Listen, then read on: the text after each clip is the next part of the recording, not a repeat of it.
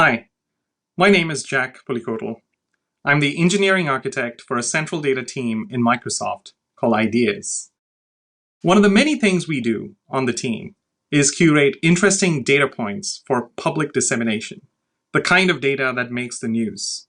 We call this data workload non-financial disclosures, as they are primarily oriented for messaging aspects of business health, supporting the product brands, or demonstrating thought leadership in a specific domain that the company is investing in.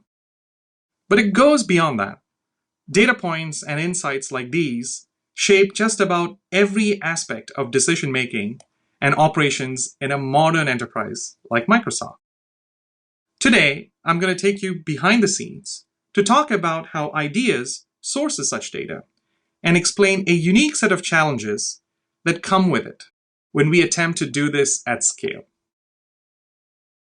Through this talk, using Ideas as an example, I'll touch upon how the flow of data in large enterprises can develop complex data lineage. We'll see how such complex lineage poses a challenge from a data integrity perspective, driving the need for data restatements.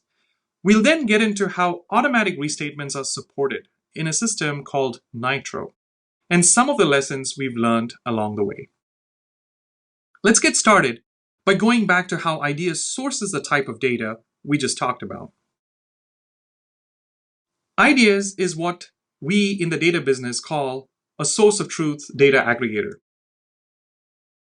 Today, the team aggregates from over 2,000 sources, everything from product telemetry, Microsoft internal repositories, and external sources. Data is then transformed into a set of curated assets that are considered authoritative. And this data is then used for a variety of workloads that go well beyond non-financial disclosures. From business metrics for high-level decision-making, metrics used for computing compensation, product experimentation, paid media analytics, personalization, sustainability efforts, supporting data for research studies, as well as data products that power different external-facing views, and product behaviors, like system thresholds for fighting email spam. This data is also shared with the right privacy and compliance controls to hundreds of data teams in the company. Now, this was not always the case. Over 6 years ago, this team did not exist. For the most part, data was independently sourced by consumers from different data providers. There was, and in some ways continues to be, considerable heterogeneity in the way product teams in Microsoft make engineering choices. And this extends to how they do telemetry and data. So as you can imagine, a question would frequently have multiple answers depending on which sources were used and how they were computed and by whom. This isn't a problem unique to Microsoft, but the sheer size of the organization, the breadth of the product portfolio, and the range of business models supported by these product teams, and the markets in which they operate, all make it very challenging to get one version of the truth that different parts of the company could work with. This frustration was one of the core reasons why Ideas was born. Now, this kind of transformation will inevitably be complex. Just how complex? What we're looking at is a directed dependency graph that represents this transformation from a snapshot that was taken just last week.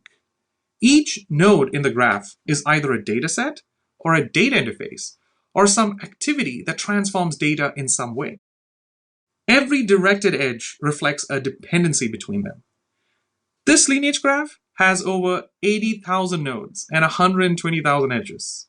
This is what it takes to connect those 2,000 sources from across the company to support the data workloads we just discussed. A couple of other interesting things about this graph. A significant majority of datasets here are partitioned by date. And most activities choose which specific partitions they read and write from every time they run. This is not rendered in this visual, but it's a key detail, and we'll discuss why it's pertinent. The graph itself is fast churning, with two continuous forces causing this churn. The first is on account of data providers.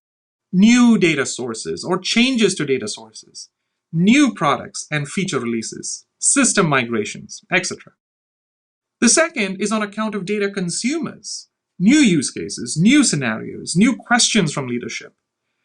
This translates to over 1,000 deployments each month that can impact Lineage. Finally, this Lineage graph is not owned and operated by one group of people. Somewhere close to 400 developers across the company own and operate these pipelines, a good number of them within ideas.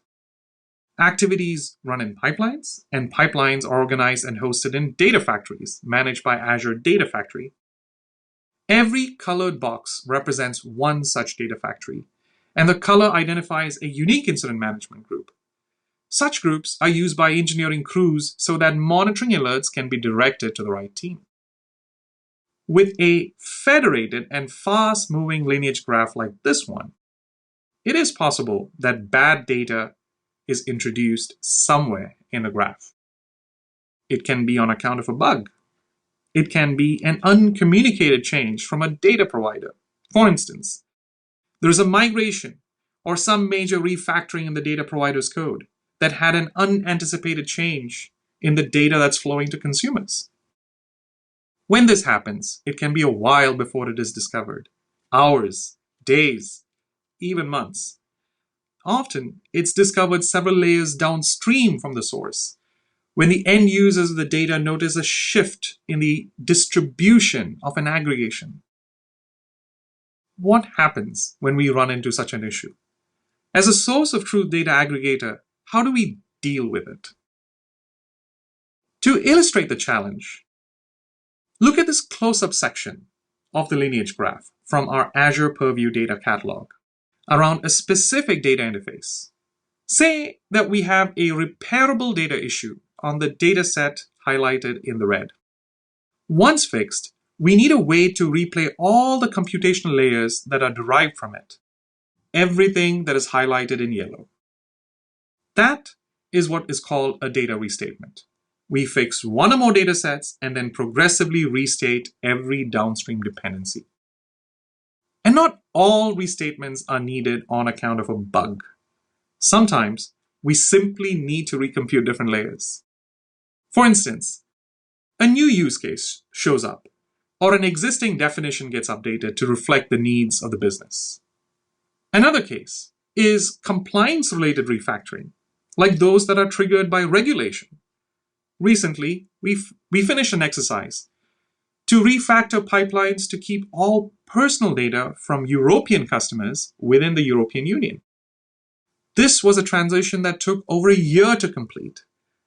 A refactoring like that can require recomputing several layers of data as large sections of the Lineage graph gets partitioned and moved across geographies. So now we understand the reasons for restatement. But how frequently does this happen? How much effort and resources does it consume? So here are some quick stats around restatements. The number of times we restate data is actually more frequent than the number of times we deploy pipeline changes. This alone should indicate how considerable amount of energy and overhead there is for managing pipelines with this type of complex lineage. A healthy chunk of our capacity goes into sustaining these restatements. 10% doesn't sound like much, but this is over a corpus of 200 petabytes of data. What's also particularly noteworthy is that 1 in 4 times we need cross-data factory communication and coordination between on-call engineers.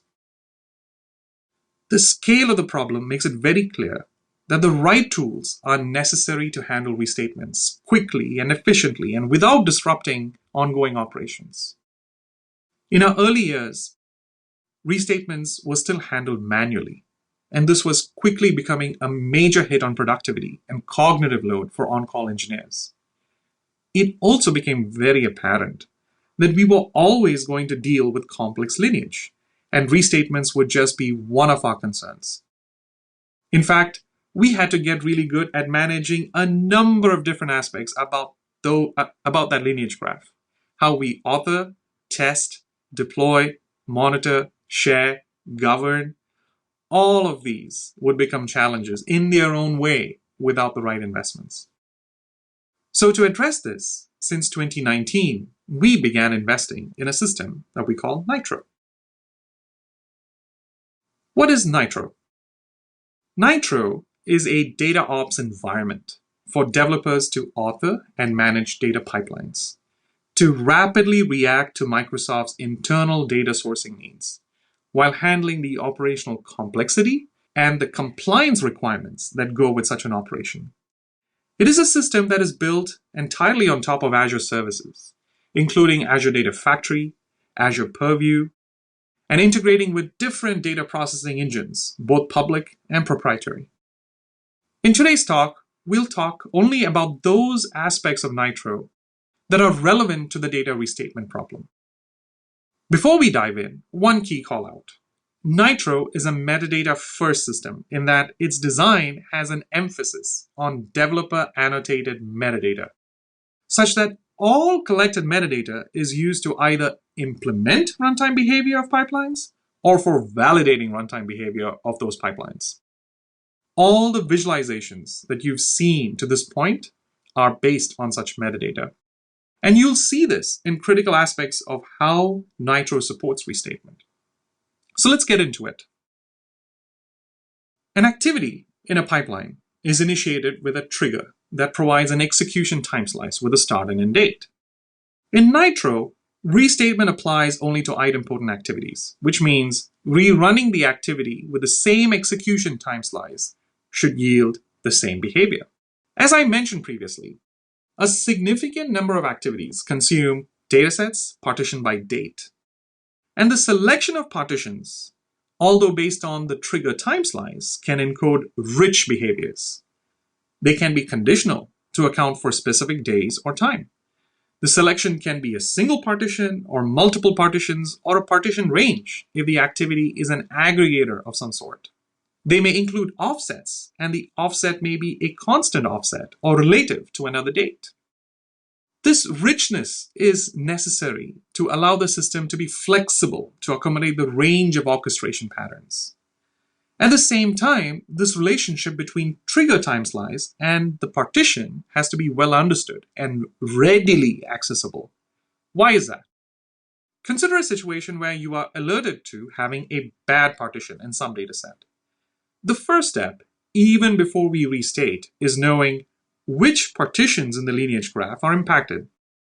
This is essential because this information has to be communicated to consumers that their data in select partitions are likely to be bad on account of some bad partition upstream. Consumers will have to set expectations with their stakeholders. For this reason, Nitro ensures that the selection of partitions for both input and output are based on functions that can be statically evaluated. In other words, knowing the execution time slice allows us to compute the partitions on the input and output of every restatable activity. Additionally, they're also inversible in that given any partition of any dataset, it is possible to identify the execution time slice of the trigger used by the activity to generate it. This feature unlocks another key Nitro capability. Let's go back to the same example shown earlier. Assume we know exactly the problematic partitions on the target dataset. Note that this visual shows only the lineage dependency. It does not show how many pipelines are involved, whether or not they are in the same data factory, how many different triggers are used. Do the triggers have the same window sizes or different ones, like daily, weekly, monthly? But with the ability we just discussed, we can now find the first set of activities which consume these problematic partitions and what output partitions were generated. And we can do it again and again and again until we have walked the full graph of partitions across every dataset that needs to be restated. We can do this all quickly without running a single job. We refer to this as calculating the transitive closure of partition dependencies. At the end of this calculation, we have the restatement graph, which captures every single pipeline activity and their trigger time slice that needs to be rerun to reprocess data from those repaired partitions. Now, in order to do this reliably, we have to ensure that there is no behavior that a developer may author that bypasses how Nitro understands the relationship to be between trackers, activities, and datasets. Earlier, I had mentioned how Nitro is a metadata-first system. The way a developer writes code with Nitro is first writing these configurations, which capture the necessary metadata. Nitro has a code scaffolding tool that uses this metadata to inject all the right behaviors into the activities themselves. And there are checks in the build pipeline to ensure that these behaviors cannot be modified without also updating the metadata. The metadata itself is pushed into Nitro's operational store with each deployment. So we always have trusted metadata for cases like this one. So far, we've seen how we've looked at Nitro features that support the generation of restatement graphs down to the partition level. We still need a way to replay this graph, and we need to ensure that it happens in the right order. Nitro injects a special behavior at build time for every restatable activity. This behavior generates a tracker file the first time a pipeline activity is instantiated by its trigger for that particular time slice. As long as the tracker exists, subsequent attempts to execute the activity on the same time slice simply skips the operation. Conversely, if the tracker is deleted, then re-triggering it will result in execution. And as we discussed, the behavior is idempotent. Trackers play one more important role. They act as a signal for readiness for activities running in other pipelines or data factories, which may have a different trigger. If a required tracker is not present, such downstream activities will simply wait. With this simple mechanism, we have all the building blocks to build an automatic restatement experience. We know how to compute the restatement graph. We can tell which trackers need to be deleted. We also know which trigger time slices are required to rerun all those activities. What does that restatement experience look like? Nitro provides a portal to keep this workflow simple for developers. They simply identify the root assets that need to be restated. Nitro computes the full restatement graph. The plan is published, which sends a notification to downstream owners with a window to opt out of the restatement if they should so choose. At the end of the period, Nitro kicks off the restatement. It wipes out the trackers associated with the restatement graph, wires up a set of new restatement triggers, which kick in immediately. Pipelines whose upstream dependencies do not have their trackers will simply wait. On-call developers simply monitor for completion. The portal itself will show status as well as notifications when the restatement is completed. And that's it. Now, restatements can take a long time to execute. Hours, days, even weeks.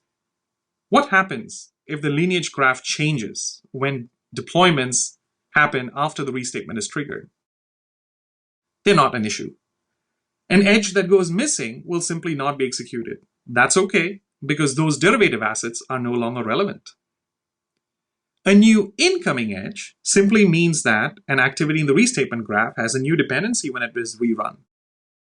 A new outgoing edge simply means that an activity node outside the restatement graph will block until the relevant parts of the restatement graph is executed, which is fine. So there is no reason for a restatement to be interrupted on account of a deployment. Everything you've seen so far has come a long way from about 5 years ago when we were still doing restatements manually, without the kind of tooling that's shown here. So there certainly has been a lot of progress, but also quite a few learnings and open challenges that we continue to pursue. The first learning is that the basics still matter. pipeline design and data modeling can go a long way in reducing the risk and cost of restatements. For example, choosing to materialize data versus simply using a view. Choosing how strictly you normalize and how much you can delay joins.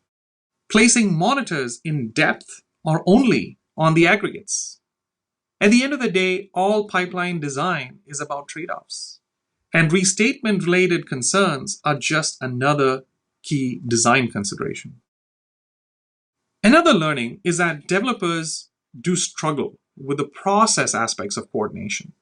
In particular, there is this sense of anxiety when restatements seep in from an external data factory. Conversations often revolve around what the impact would be. Another concern is resource contention.